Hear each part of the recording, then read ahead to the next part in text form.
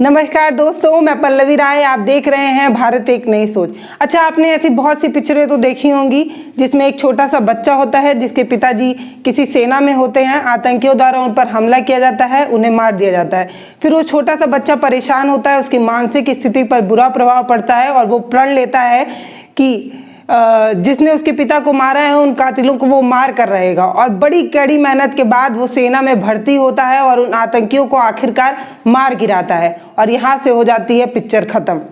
ऐसी पिक्चर आपने ज़रूर देखी होगी, लेकिन ये थी रील की दुनिया। अब हम आपको ऐसी कहानी बताएंगे जो रियल है।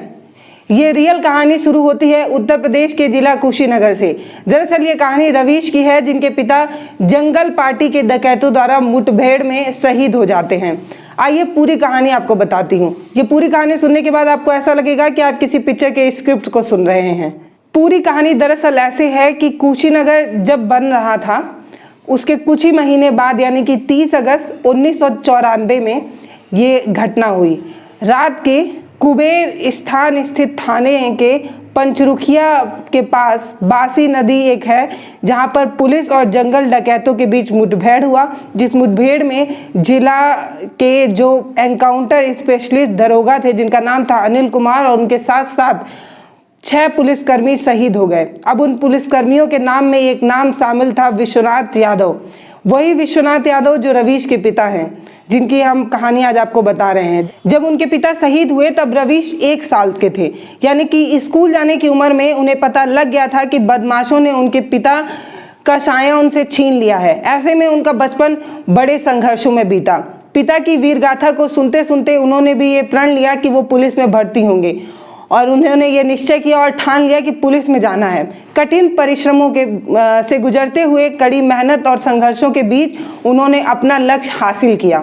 3 साल पहले यूपी पुलिस में बतौर कांस्टेबल वो भर्ती हुए और अब कुशीनगर जिला के रामकोला थाने में तैनात है। वर्ष 2017 में पुलिस की वर्दी पहनने के बाद अगस्त 2020 में जब उनको पहला मौका मिला तो उन्होंने अपराधियों की मुठभेड़ में हिस्सा लिया और सफलतापूर्वक 2 बदमाशों को पकड़ लिया। जानकारी के मुताबिक पता चलता है कि जिले में अगस्त माह को 2020 में पुलिस और बदमाशों के बीच मुठभेड़ हुई।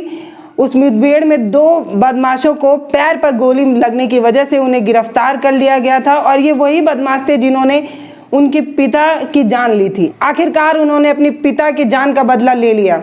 ये कहानी सुनकर आपको कैसी लगी?